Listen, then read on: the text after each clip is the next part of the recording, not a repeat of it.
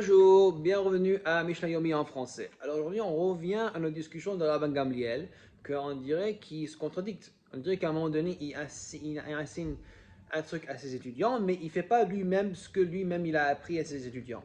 Uvesha uve urshemet Tavi Avdo, quand Rabban Gamliel, son esclave Tavi, il était mort, il était décédé. Kibel alav tanchumim, il a accepté sur lui des condoléances. Amrou lo talmidav, ses étudiants lui ont dit à Rabban Gamliel. Notre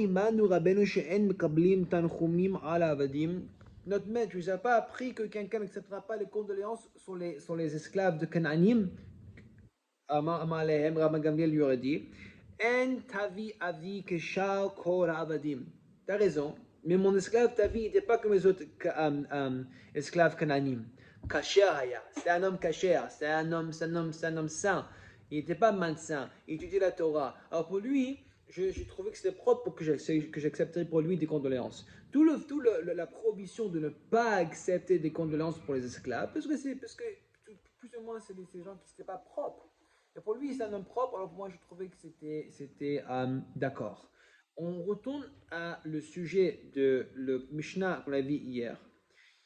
Que si le Khatan il voulait lire le chemin, et en fait, il n'avait pas d'obligation, mais on a vu que comme Rabban Gamliel il a lu, on voit que si le Khatan il voulait le dire, il peut le dire.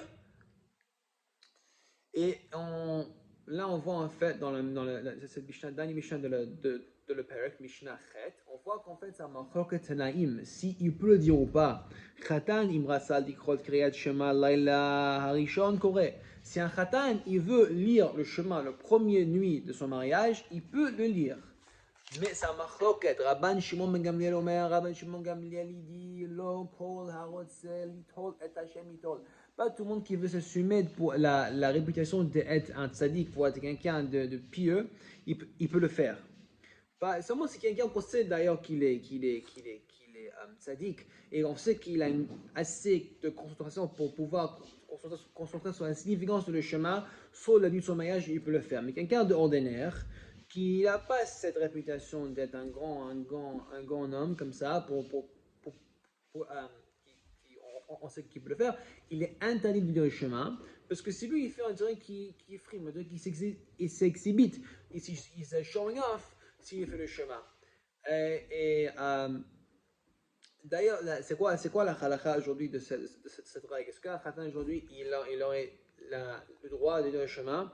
En fait, la halakha aujourd'hui c'est qu'un khatan il a droit, il devrait dire le chemin aujourd'hui.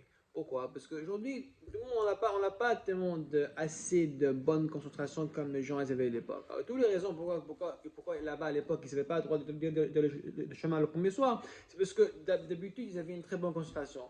Pitom, ils se marient, il va y avoir un petit truc qui va enlever un petit peu de la concentration.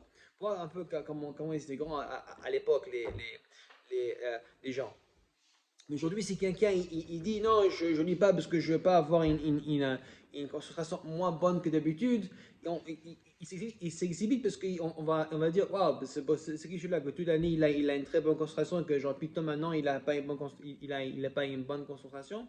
C'est pour ça, pour ne pas show off, pour ne pas frimer, même aujourd'hui un khatan il a obligation de dire le chemin.